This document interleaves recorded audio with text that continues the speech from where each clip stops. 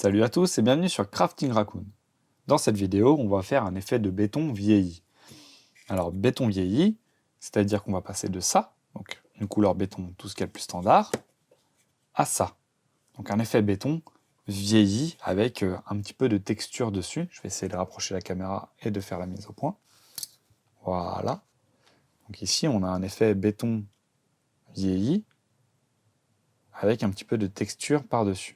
Voilà, donc c'est ça qu'on va essayer de faire aujourd'hui dans la vidéo. Donc pour faire cet effet béton, on va utiliser un lavis. Alors il y a quelques temps, j'ai fait une petite vidéo sur comment faire ses propres lavis. Je vous mets le lien en haut là, comme ça vous pouvez aller la voir juste après. Donc on va faire un lavis. Alors pour faire un lavis, c'est très simple, il nous faut de l'encre. Donc ici, des Daler-Rowney. Alors j'ai une encre terre d'ombre. Je rajoute un petit peu de brun avec une encre.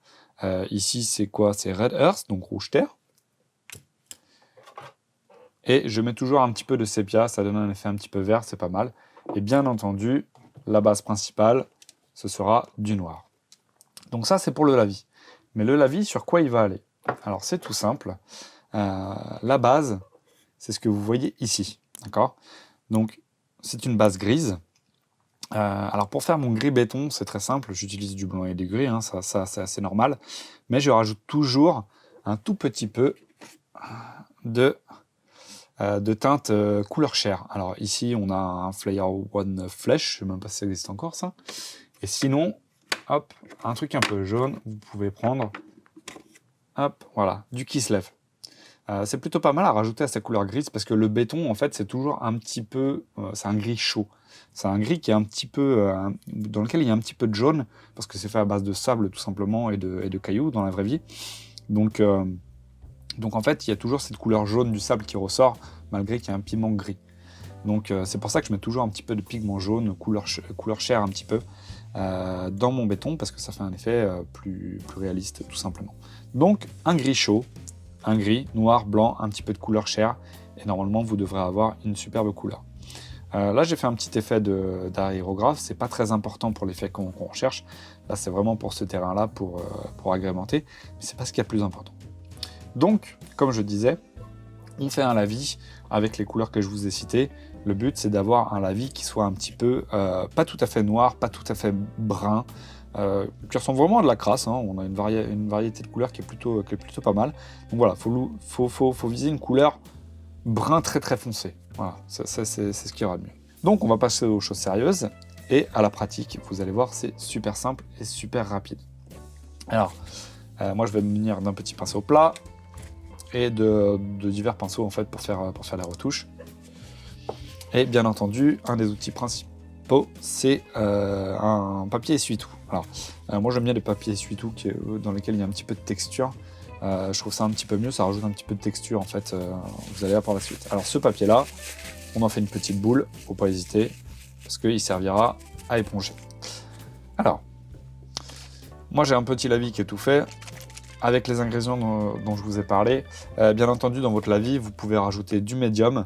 Moi je prends du médium mat parce que j'aime bien quand il y a un rendu mat, parce qu'après tout, la crasse est rarement brillante.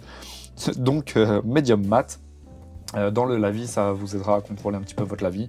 Encore une fois, j'ai fait une vidéo là-dessus. Je vous invite à aller la voir. Elle vous sera certainement utile si vous ne savez pas faire. Alors donc mon lavis est tout prêt. Donc je verse un petit peu de lavis dans un petit pot. Hop. Voilà. Et ensuite, on va commencer. Alors ici, j'ai deux murs. Je vais commencer par celui-là, parce que je l'aime bien. Vous voyez, il y a des stickers de ce côté-là. Là, on a un petit tag que j'ai réalisé, un petit graffiti que j'ai réalisé avec des Posca. Mais c'est pas le sujet. Donc, mon pinceau plat, je prends un petit peu de lavis. Je l'étale généreusement. Voilà. Voilà, on arrose généreusement, faut pas hésiter. Hop, toutes les parties. Hein. Voilà, on essaye de pas trop laisser traîner non plus trop de peinture. Voilà, dans les angles. Et une fois qu'on a ça, c'est tout simple, c'est tout badigeonné. On prend notre petit torchon et on tapote. Alors moi j'aime bien tapoter juste au milieu. Voilà, on tapote un petit peu partout, mais surtout au milieu.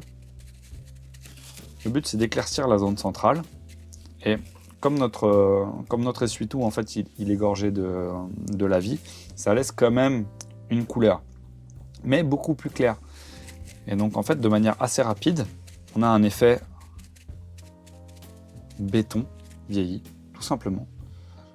Donc là, on peut voir, on a une auréole un petit peu plus claire au centre et un effet béton un petit peu partout. Le fait de tamponner, en fait, avec un essuie-tout permet d'avoir quelque chose de non uniforme et d'avoir un effet de texture, en fait, un espèce de grain sur une peinture qui, à l'origine, est toute plate. Voilà. Donc, comme je le disais, vidéo super rapide parce que effet super rapide. Il vous faut un petit peu de la vie, il vous faut un essuie-tout, un pinceau et quelque chose à peindre. Bon, comme je suis sûr que ma tête vous manque, je vous montre un petit peu quand même, parce que il paraît qu'il faut montrer sa tête dans les vidéos. Donc voilà ma tête. Alors un autre petit truc que vous pouvez rajouter sur votre effet de béton, c'est des coulures d'humidité, des coulures d'eau qui coule, qui ruisselle le long du mur. Alors pour ça, c'est très très simple. Il vous suffit avec un plus petit pinceau de reprendre un petit peu de votre lavis. Gardez un pinceau sec avec vous, quelque chose qui n'a pas été trempé dans l'eau, voilà, vraiment un pinceau bien sec. Et avec votre pinceau plein de lavis, alors pas trop, hop, avec votre pinceau plein de lavis, vous pouvez commencer par le haut, là, comme ça, hop, et redescendre tout le long. Voilà, vous en faites plusieurs, avec des hauteurs différentes, en appuyant plus ou moins, pour varier la grosseur des traits. Voilà. Hop. Et avec votre pinceau sec, en fait, vous pouvez étirer un petit peu la fin. Voilà. Ça vous permet d'avoir quelque chose de le plus lisse. Voilà. Et sur les grosses, vous pouvez même repartir un petit peu au milieu.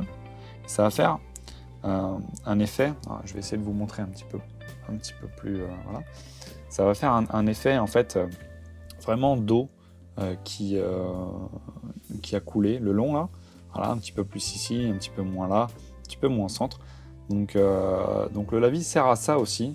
Si vous le faites bien comme il faut en suivant la vidéo, vous pourrez avoir le même genre d'effet. Donc ça permet de rajouter un petit peu de vie sur le mur. Hop, je vous remets en focal comme il faut. Voilà. Ça permet de rajouter un petit peu de vie sur le mur. Donc là, je l'avais fait, comme vous avez pu voir, je l'avais fait en fait avec la rouille. Ici, on le voit bien aussi. Et donc en fait, voilà, vous pouvez, hop, rajouter un petit peu par-dessus. Et là, par exemple, si on prend le graffiti, en rajoutant un petit peu de couleur par-dessus, ça va faire une couche par-dessus mon graffiti, qui va donner l'impression que le graffiti est là depuis longtemps. Voilà, parce qu'on a un effet de couleur par-dessus. Donc si c'est par-dessus, ça veut dire que le graffiti était là avant, que le graffiti ou que les couleurs sont arrivées après. Donc il y a une espèce de chronologie dans la vie de ce mur. Donc voilà, un autre petit détail qui peut être pas mal à rajouter. Alors essayez de les faire bien droits. C'est pas souvent très très nécessaire de toute façon. Moi je le fais toujours un petit peu penché, mais parce que j'ai du mal à faire droit. Mais essayez de le faire le plus droit possible pour respecter un petit peu le sens naturel du ruissellement de l'eau.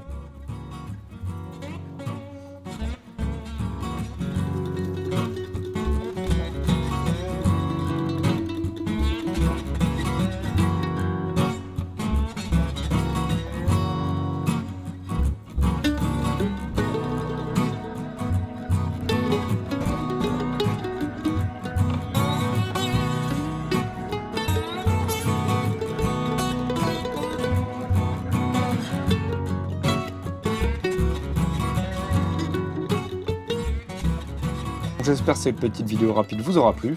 N'hésitez pas à me dire en commentaire si ce format vous plaît, je pourrais en faire un petit peu plus. Vraiment pour les petits trucs rapides comme ça, voilà. On a plein de petits trucs et astuces à partager ici. Donc si vous en voulez plus, n'hésitez pas à le dire en commentaire. N'hésitez pas à me retrouver aussi sur les réseaux, Instagram, Facebook, sur lesquels je monte tous les projets en fait, que je ne monte pas d'habitude en vidéo. En l'occurrence, ici, tout ce que j'ai fait là, hein, le terrain Necromunda sur lequel je suis en train de travailler. Et bientôt, Je ferai une vidéo sur une tour AD, un petit peu dans ce style-là. Voilà. Donc, n'hésitez pas à venir faire un coucou dans les commentaires sur les réseaux, Facebook et Instagram. Et je vous dis à bientôt pour une prochaine vidéo. Salut!